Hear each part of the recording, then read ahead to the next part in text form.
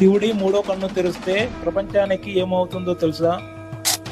హిందూ పురాణాల ప్రకారం శివుడికి 3 కళ్ళు ఉంటాయి. 2 కళ్ళు మనం చూసేవే, కానీ మూడో కన్ను ప్రత్యేకం. ఈ కన్ను జ్ఞానం మరియు అపారమైన శక్తికి ప్రతీక. పురాణాల్లో చెబుతారు, శివుడి మూడో కన్ను తెరుచుకుంటే అజ్ఞానం, చెడు వెంటనే నాశనం అవుతాయి. ఒక్కసారి కామదేవుడి శివుడి దానాన్ని భంగం చేయడానికి ప్రయత్నించాడు. అప్పుడు శివుడు కోపంతో మూడో కన్ను తెరిచాడు. ఆ తర్వాత కామదేవుడు భస్మమయ్యాడు. అందుకే శివుడు ఈ మూడో కన్ను అంటే సాధారణమైన శక్తి కాదు, విశ్వాన్ని మార్చే శక్తి. ఇంకా శివుడి గొంతు నీలం రంగులో ఎందుకు ఉంటుందో తెలుసా? ఒకప్పుడు దేవతలు మరియు అసురులు కలిసి సముద్ర మథనం చేశారు. అమృతం రావాలని ఆశించారు. కానీ ముందుగా బయటకు వచ్చినది భయంకరమైన విషం, హలహల. ఆ విషయం ప్రపంచాన్ని నాశనం చేసే శక్తి కలిగింది. దేవతలు భయపడి శివుడిని ఆశ్రయించారు. ప్రపంచాన్ని కాపాడడానికి శివుడు ఆ విషయాన్ని తాగాడు. అప్పుడు పార్వతీదేవి వెంటనే ఆయన గొంతును పట్టుకుంది. అందుకే ఆ విషం కిందికి వెళ్ళలేదు, గొంతులోనే ఆగిపోయింది. ఆ రోజు నుంచి శివుడిని నీలకంఠుడు అని పిలుస్తారు. ప్రపంచాన్ని కాపాడిన దేవుడు, మహాదేవుడు. శివుడి తల మీద గంగాదేవి ఎందుకు ఉంటుందో మీకు తెలుసా? పురాణాల ప్రకారం గంగాదేవి మొదట స్వర్గంలో ప్రవహించే నది. భగీరథుడు తన పితృదేవతల కోసం గంగాను భూమికి తీసుకురావాలని తీవ్ర తపస్సు చేస్తాడు. దీంతో గంగా భూమికి రావడానికి ఒప్పుకుంది. కానీ ఒక పెద్ద సమస్య ఉంది. ఆమె వేగం అంత ఎక్కువగా ఉండేది. నేరుగా భూమిపై పడితే భూమి పగిలిపోతుంది. అప్పుడు భగీరథుడు శివుడిని ప్రార్థించాడు. శివుడు గంగాను తన జటలో పెట్టుకున్నాడు. ఆ తర్వాత ఆమెని నెమ్మదిగా భూమికి వదిలాడు. అందుకే గంగాను గంగాధరుడు అని పిలుస్తారు. శివుడి శక్తి లేకపోతే గంగా భూమికి వచ్చేదే కాదు. శివాలయంలో నంది చెవిలో కోరిక చెబితే నిజంగా శివుడికి చేరుతుందా? ప్రతి శివాలయములో శివలింగం ముందు ఒక ఎద్దు విగ్రహం కనిపిస్తుంది. అదే నంది.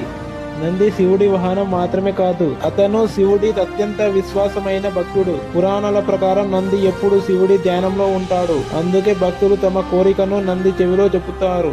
ఆ కోరిక నేరుగా శివుడికి చేరుతుందని విశ్వాసం. ఇంకో ఆసక్తికరమైన విషయం ఏమిటంటే, ఏ శివాలయంలోనైనా నంది ఎప్పుడు శివలింగం వైపు చూస్తుంటాడు. నంది అంటే కేవలం వాహనం కాదు, పరమ భక్తి యొక్క పత్రిక. శివుడు ఎందుకు శ్మశానంలో ఉంటాడో తెలుసా? ఇది చాలా లోతైన నిజం. చాలా దేవతలు రాజభవనాల్లో లేదా స్వర్గంలో ఉంటారని చెబుతారు. కానీ శివుడి మాత్రం శ్మశానవాసి అని పిలుస్తారు. దానికి ఒక గొప్ప అర్థం ఉంది. శివుడి జీవితం మరియు మరణం రెండిటికి అధిపతి. మనిషి చివరికి అందరూ ఒకే చోటికి వస్తారని చూపించడానికి శివుడు శ్మశానంలో ఉంటాడని పురాణాలు చెబుతాయి. అక్కడ రాజు పేద అనే తేడా ఉండదు, అందరూ సమానమే. అందుకే శివుడు మనకు చెప్పే సందేశం అహంకారం కాదు, జీవితం నిజం, గుర్తుపెట్టుకో. అందుకే శివుడిని మహాదేవుడు అంటారు. శివుడి తలపై చంద్రుడు ఎందుకుంటాడో తెలుసా? దీని వెనుక పెద్ద రహస్యం ఉంది. శివుడిని చాలా చిత్రాల్లో చూస్తే ఆయన జటలో ఒక చిన్న చంద్రుడు కనిపిస్తాడు. ఇది కేవలం అలంకారం కాదు. పురాణాల ప్రకారం చంద్రుడు ఒక శాపం వల్ల తన శక్తిని కోల్పోతాడు. అప్పుడు అతను శివుడిని ప్రార్థించాడు. శివుడు అతనికి ఆశ్రయం ఇచ్చి తన జటలో ఉంచుకున్నాడు. దాంతో చంద్రుడు మళ్ళీ శక్తిని పొందాడు. అందుకే శివుడిని చంద్రశేఖరుడు అని కూడా పిలుస్తారు. శివుడు కాలం మరియు ప్రకృతిపై అధిపతి. మహాదేవుడి ప్రతి రూపంలో ఒక గొప్ప అర్థం ఉంటుంది. శివుడి చేతిలో ఉండే త్రిశూలం కేవలం ఆయుధం కాదు, దాని అసలు అర్థం తెలుసా? శివుడి ప్రధాన ఆయుధం త్రిశూలం. దీనికి 3 కొమ్ములు ఉంటాయి. ఆ 3 కొమ్ములు 3 కాలాలను సూచిస్తాయి: భూతం, వర్తమానం, భవిష్యత్తు. మరొక అర్థం సృష్టి, స్థితి, లయం. అంటే విశ్వంలో జరిగే ప్రతి మార్పుపై శివుడి ఆధిపత్యం ఉందని సూచిస్తుంది. ఇంకా ఒక భావన ప్రకారం మనలోని కామ, క్రోధం, లోభాన్ని నాశనం చేయడానికి త్రిశూలం ప్రతీక. త్రిశూలం అంటే శక్తి మాత్రమే కాదు, జీవితం మీద నియంత్రణ. శివుడి చేతిలో ఉన్న డమరు శబ్దం నుంచే సృష్టి మొదలైందని తెలుసా? శివుడి చేతిలో చిన్న డప్పు లాంటి వైద్యం కనిపిస్తుంది, అదే డమరు. పురాణాల ప్రకారం విశ్వం సృష్టి మొదలైనప్పుడు మొదటి శబ్దం డమరు నుంచి ఉద్భవించింది. ఆ శబ్దం నుంచే అక్షరాలు, భాష, వేదాలు పుట్టాయని నమ్మకం. డమరు శబ్దం సృష్టి మరియు లయ రెండిటికి ప్రతీక.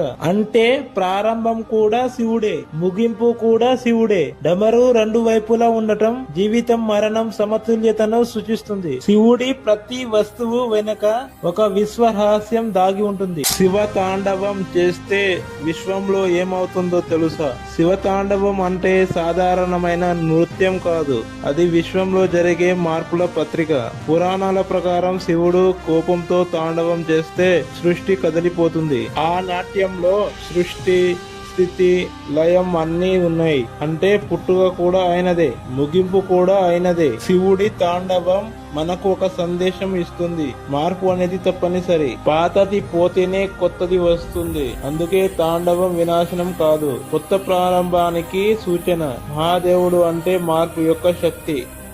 ఇతర దేవతలు బంగారం, ఆభరణాలతో ఉంటారు, కానీ శివుడు ఎందుకు ఇలా సాధారణంగా ఉంటాడు? శివుడి రూపం చాలా భిన్నంగా ఉంటుంది. బంగారం కిరీటం లేదు, ఖరీదైన ఆభరణాలు లేవు, పులి చర్మం, రుద్రాక్షమాల, భస్మ ఇవే ఆయన అలంకారం. దీనికి ఒక లోతైన అర్థం ఉంది. శివుడు మనకు చెబుతున్న సందేశం, నిజమైన శక్తి బంగారంలో కాదు, అలంకారంలో కాదు, సాధారణతలో ఉంది, ఆత్మ జ్ఞానంలో ఉంది. అందుకే శివుడు రాజుల దేవుడు కాదు, ప్రజల దేవుడు.